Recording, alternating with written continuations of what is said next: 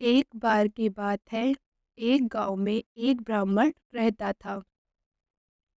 वह सुबह उठता, नहाता, पूजा करता, खाना खाता और फिर सो जाता।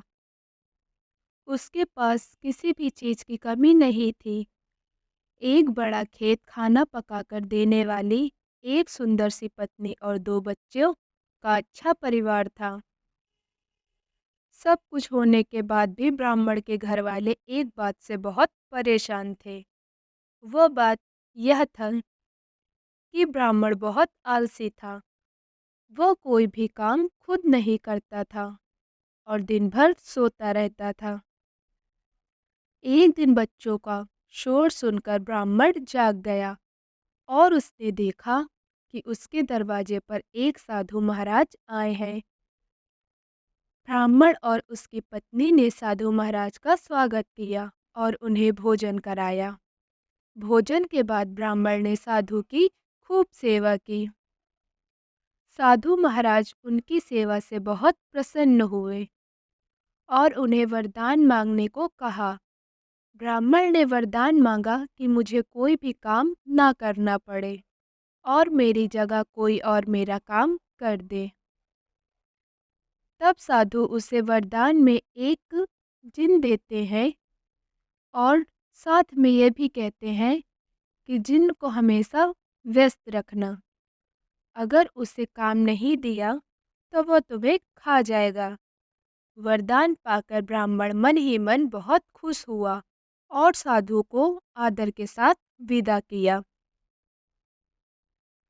साधु के जाते ही वहां एक जिन्न प्रकट हुआ। पहले तो ब्राह्मण उसे देखकर डर जाता है, लेकिन जैसे ही वह ब्राह्मण से काम मांगता है, तब ब्राह्मण का खेत डर दूर हो जाता है और वह उसे पहला काम खेत जोतने का देता है। जिन्न वहां से गायब हो जाता है और ब्राह्मण की खुशी का ठिकाना नहीं रहता। कुछ ही देर में जिन्न फिर आ जाता है और बोलता है कि खेत जोत दिया, दूसरा काम दीजिए। ब्राह्मण ने सोचा कि इतना बड़ा खेत इसने इतनी जल्दी कैसे जोत दिया। ब्राह्मण इतना सोच ही रहा था कि जिन्न बोलता है कि जल्दी मुझे काम बताओ, नहीं तो मैं आपको खा जाऊंगा। ब्राह्मण डर जाता है और बोलता है कि जाकर खेतों में सिंचाई करो। जिन्न फिर वहां से गायब हो जाता है और थोड़ी ही देर में फिर आ जाता है। जिन्न आकर बोलता है कि खेतों की सिंचाई हो गई, अब अगला काम बताइए।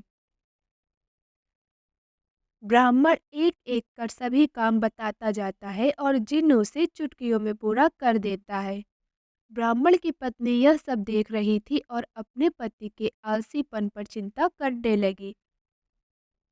शाम होने के पहले ही जिन्न सभी काम कर देता था।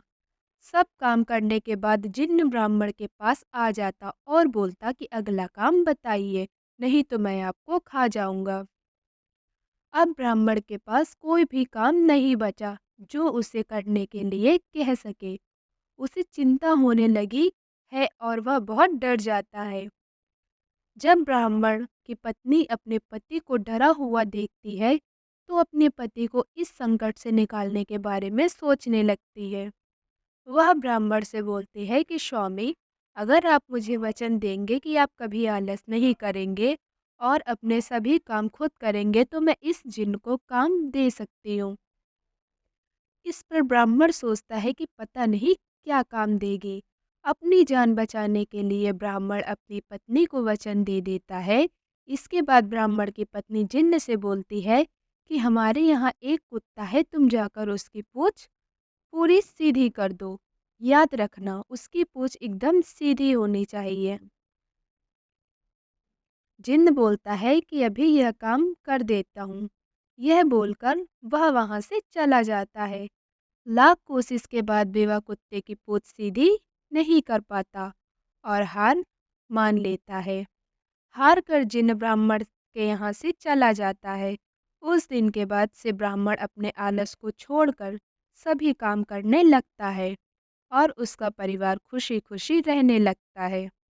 कहानी से सीख, हमें कभी आलस नहीं करना चाहिए। आलस करने से हम मुसीबत में फँस जाते हैं। इसलिए हमें आलस छोड़कर अपना काम खुद ही करना चाहिए।